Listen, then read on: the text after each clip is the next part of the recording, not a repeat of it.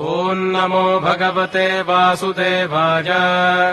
शान्ताकारम् भुजगशयनम् पद्मनाभम् सुरेशम् विश्वाधारम् गगनसदृशम् मेघवर्णम् शुभाङ्गम् लक्ष्मीकान्तम् कमलनयनम् योगिहृद्ध्यानगम्यम् वन्दे विष्णुम् भवभजहरम् सर्वलोकैकनाथम् मेघश्यामम् पीतकौशेजवासम् श्रीवत्साङ्गम् कौस्तुभोद्भासिताङ्गम् पुण्योपेतम् पुण्डरीकागताक्षम् विष्णुम् वन्दे सर्वलोकैकनाथम् नमः समस्तभूतानामादिभूताय भूभृते अनेकरूपरूपाय विष्णवे प्रभविष्णवे सशङ्खचक्रम् सकिरीटकुण्डलम् सपीतवस्त्रम् सरसीरुहेक्षणम् सहारवक्षस्थलशोभिकौस्तुभम् नमामि विष्णुम् शिरसा